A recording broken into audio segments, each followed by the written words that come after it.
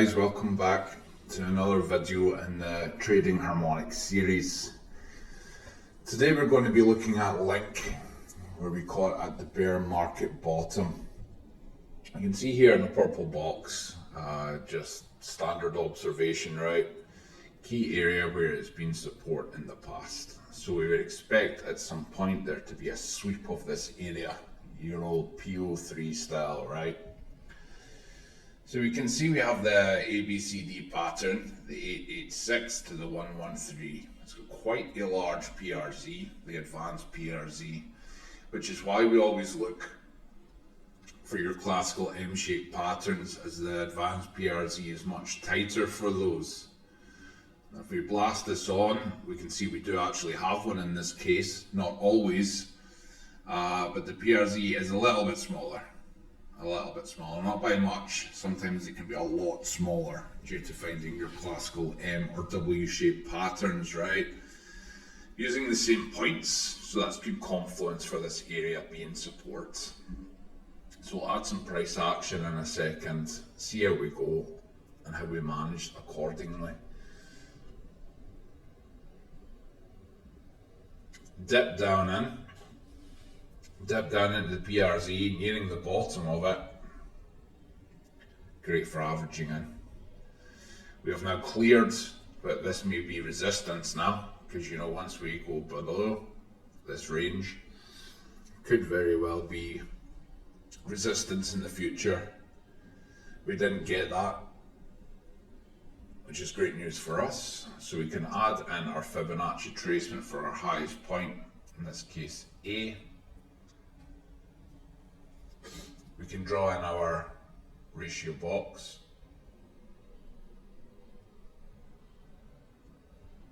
Make it white. As it's a classic area for reversal or support or resistance, a key point to be watching anyway. I'm sure you guys know that by now watching these videos.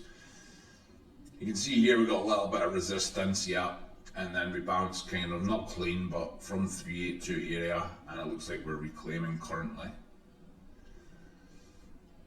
Not holding it as support, a bit of failure, and we can see we dip back down here, which is great news if you're trying to catch second level support.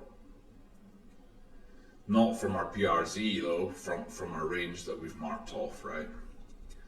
Second level retest would be from the box itself, the green boxes, because that's our harmonics. It's harmonics that we trade from, right? So let's pull this along a little bit and see how we go. Blast off. Love to see it. Clean past our A point, our 1 Fibonacci retracement. Zero stopping power there. So that's great news, No time to even think about taking profit on the 3-day candle. We want to see that. And a higher push still.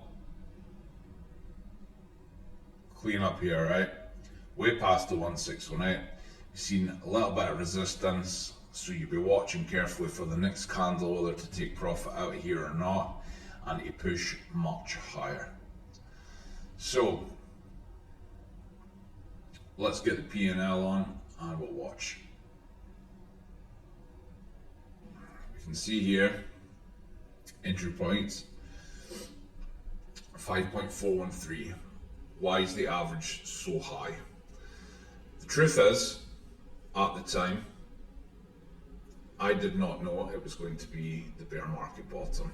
I hoped it to be, but I did not get my bottom entry. We did not push to the bottom, so I got a higher entry from around here. Let's mark it off. The 113 is around here.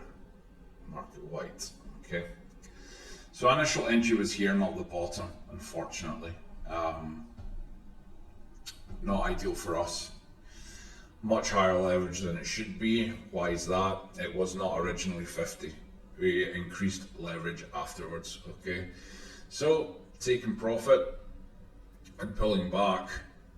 Once we clear this range, you can see, if we zoom in a little bit,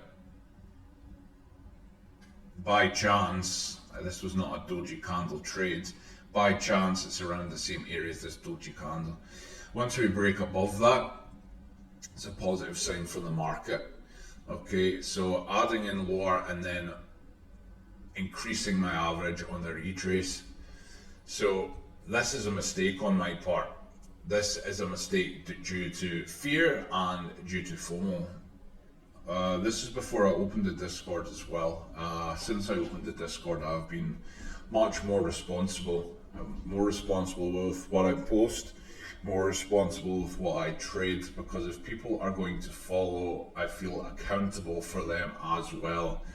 People can say you're not accountable, but I feel that's bullshit. If you don't want to be accountable, don't fucking post anything, plain and simple, because nobody needs to see your shit. Nobody needs to see your opinion. If you're trying to help people, then you post. Otherwise, what are you doing? Looking for a pat on the back. So the reason I'm sharing these, and they're not all just, oh, how much money I've made and we're trading harmonics. I want to show you the mistakes I have made as a trader and as a human being, okay? So catching a couple of areas on the top of this PRZ is excellent. Increasing your average, adding to your trade on a 50x is stupid. I should have been 20x, I should have been 10 or 20x. The reason I didn't get lower is because I sat for a few days in fear, not thinking it was going to be the bottom. That's just how it is. After a few days of conferring with other analysts, when I used to be in other people's discords, we all kind of agreed at that time things did actually look quite bullish and that we'd held and we should look to build longs. Okay, so this was, when was this? Yeah, June 2023. So in June 2023, I still did not have full confidence. I got more confidence the more responsible I became, the more people that were depending on me, I guess you could say. That's when I became more responsible. I don't think I've used 50x leverage since. That was because I was worried that I'd fucked up missing the bottom and I could have easily have been just stopped out. So me holding this area, marked in red, it's more luck than anything else, to be honest. It's bad trading etiquette. We should not have done that. We should have averaged into this box. We should have not particularly added once we break this range here. It's not harmonic trading, okay? The highest average I should have had should have been 5.27. Now you may think that might not be much, 20 cents, but as far as I'm concerned, it is, okay? Bad trading etiquette. Leverage is too high. And my average is too high, plain and simple, because I didn't add back for harmonic reasons, okay? Nothing to do with harmonics, it was everything to do with this range. It's not something I would do now. Why did we get closed out here? 16,558, you think, okay, you got lucky that, you closed the top. No, as you've seen, that P&L was on Bybit, right? I'm obviously from the UK, and around that time, anyone who was on Bybit was getting closed out because they were banning people from the UK using the exchange. So unfortunately, that would still have been running all the way up to double that, to $30. But I didn't get those returns. I was getting closed out and getting shut down on Bybit for that reason, which was a bit of a bummer because the same thing happened to me in Binance about maybe 1 year before. I was just about to sell long, typed in my limit orders, they hit and they moved higher, but I didn't get my limit orders because UK was banned from there as well. So I've been shafted a few times from exchanges, but never mind. That was my best trade of my career at that time, but I've hardly bragged about it, to be honest. It looks great having 10,000%, but the leverage, as I've said, is too high and it is not clean from a potential reversal zone. So I just wanted to put this out there as well. It's like, not every trade I've made has been good trading etiquette. Every trade I think probably since has been, to be fair, but they didn't used to be. Making some degenerate moves the same as everybody else. I got lucky that time. You know, I could have just as easily got stopped out. So that's us for link and how we were looking at it, okay? Once we clear the ratio box, we think it's good. It wasn't. It's why we don't add on the ratio box. We add it on our reversal patterns, right? We cleared the one, so that was good. There was no need to take profit. You probably maybe think about profit when you hit here, or watch for the next candle. Do we break higher or do we reverse? If we reversed, we would have probably taken profit much lower, around the 12.44 mark, or a little bit lower depending where we ended. So thanks for watching this one, guys. This was more of a lucky catch than skill when it comes to trading a link. Our harmonics were there, but our average wasn't great. Thanks for watching, folks.